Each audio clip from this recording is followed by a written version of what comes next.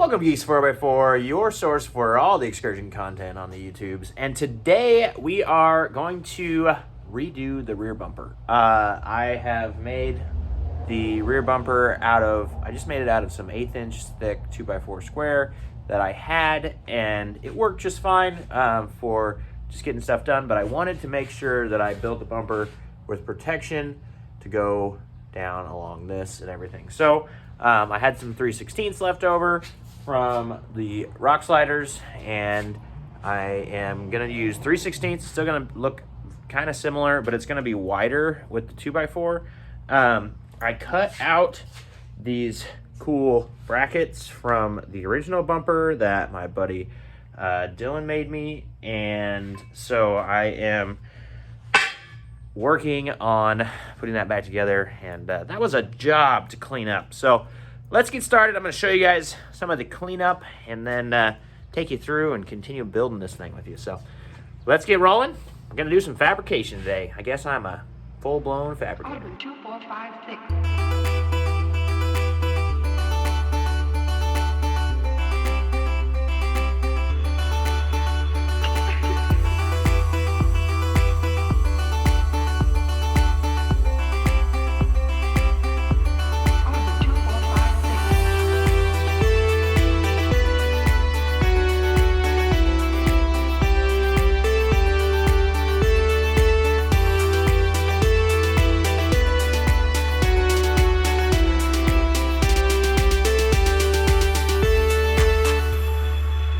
Alrighty, so I have got these mounts and D-ring holders back mocked up in the frame, just a couple bolts in them.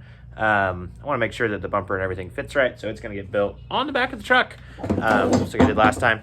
I never actually went through and made the edges of these things, sorry for the weird camera angles, super nice for a soft shackle. They're nice and big, and they are going to work great for soft shackles, but the edges are really sharp because they were cut on a table. So I'm going to take my good old grinding stone that I used to make the pitman arm hole bigger, and I am going to just kind of feel out and make the edges of these things really nice and make it to where it's not going to try and break my soft shackle if I put one in it.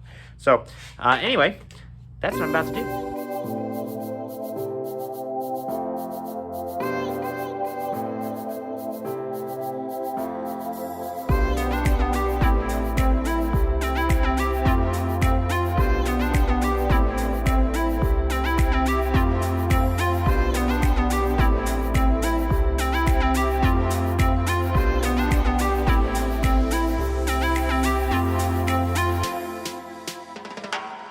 Well, I went to put it on the truck, and I realized that my two lines, I measured to the inside of one and to the outside of the other, so I missed.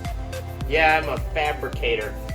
Anyway, I'm gonna do some welding that plug back in, cutting this thing out, and it'll be on the back side. Nobody will ever know. Well, except everybody that watches this video on YouTube, which I hope is a lot.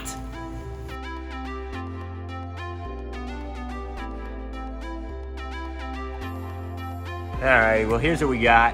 I put this piece that I just cut out right back into it, and I'm going to cut over here. Have you also noticed this plasma cutter? It feels like it's getting better. I don't know. This thing is cutting 3/16 like butter right now. So that's awesome. Makes this job way easier. So anyway, let's get back to work.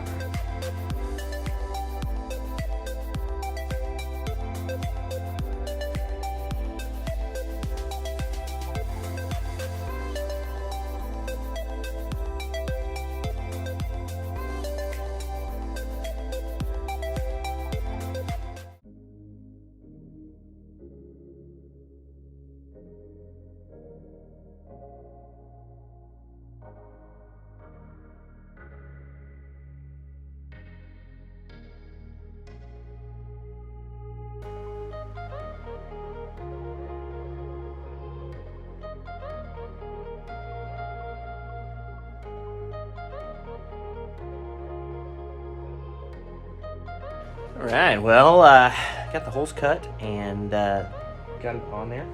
I ended up pretty wide on one side to get the holes in there, which is kind of a bummer, but I can add material and, you know, I weld it. But anyway, that's what we got. I've got to level it out. I'm gonna tack it in place on the truck here. Probably do a couple of solid beads on the inside, and then we'll pull it off, and I will take it over to the bench, finish welding and fill in some holes and stuff, and then start working on the sides. So anyway, you can tell this is a little bit wider. Before it came to like there-ish, and now I've added about 4 inches on each side, and we're right level with even with the line on the side of the door, which is kind of plain looking. So anyway, pretty cool. Let's get it going.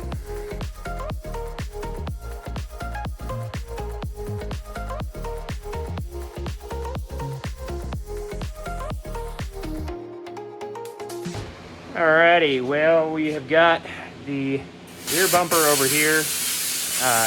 Pretty much the outside of it pretty much welded except the bottom. Rugged Fabworks is using the Hero Cut plasma cutter. Done a review video on that. That's on the Amazon store. If you're looking for a link to the Amazon store, it is in the description. And then I started building my corners. So I've got a corner over here and a corner down on the ground, and we're gonna start tacking those together and see if we can't make them look good.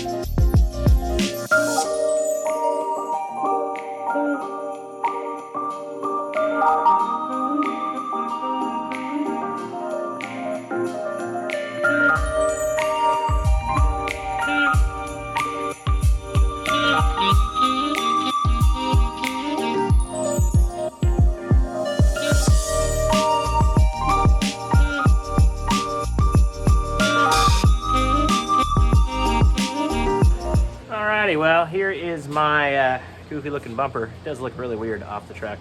I'm gonna cut these corners. They'll be at an angle on both sides, and then I'm gonna put another 3/16 wall 2x2 square tube at the bottom here, and I'm gonna put a receiver kind of sandwiched between them. So kind of middle of this, bottom of that. It gives the bumper enough width for the license plate, which is nice, and gives me a receiver. And I need a receiver mostly because I want to have some sort of step, because having no step is kind of lame.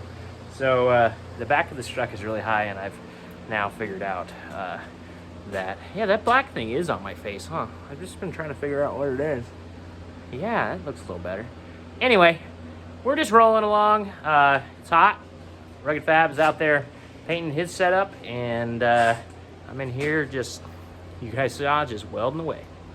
Alrighty, another day in the shop. Came out to work on the bumper some more, and cut the caps out for these. I need to get the cap set up for those ones, and then I got to put a hitch on it and stuff like that. We ran out of welding wire again. The first spool of 10-pound wire lasted us like 3 or 4 years. Funny, when you're building a truck, you go through welding wire a lot faster, huh? Yeah, I mean, yeah. So anyway, another 10-pound spool from the old Harbor Freight, and we'll be welding back up here in just a minute.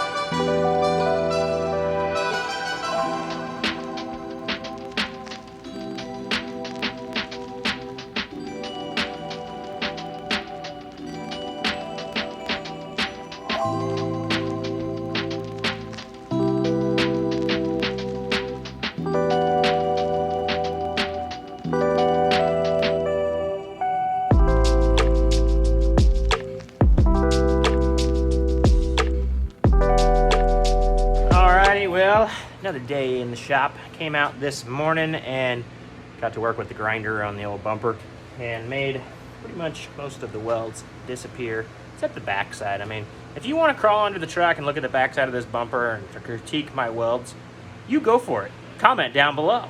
But anyway, started laying a coat of paint on this sucker, and it's just going to be bed linered like the rest, and good old Rust-Oleum rattle can so I can touch it up. Took some time and made the D-ring mounts much smoother and cleaner than they were before. You can see we've got our receiver in there, and yeah, when this thing dries, we're gonna stick it on there today. Well, we have been working out here in the heat, not getting much done because we're slow when it's warm. But the bumper is painted, about ready to put it back on the truck. And Rugged Fabworks is here again today. He has been putting a single den with like a cool screen and stuff on into his truck, and his speakers, all of them weren't working on a 95 F250. And turns out the driver rear door, we don't really know exactly what's wrong with it, but we got everything hooked up and we still had no sound. But something in the driver rear door speaker, I don't know if the wire's to the front or what it is shorted out. And so that speaker was causing everything to just not work.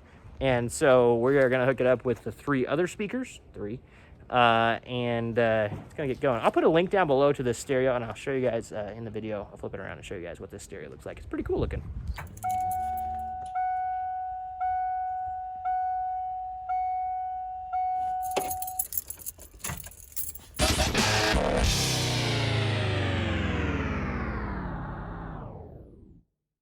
So yeah, I will put a link down in the description to that. I'll have them send me that if you are looking for that.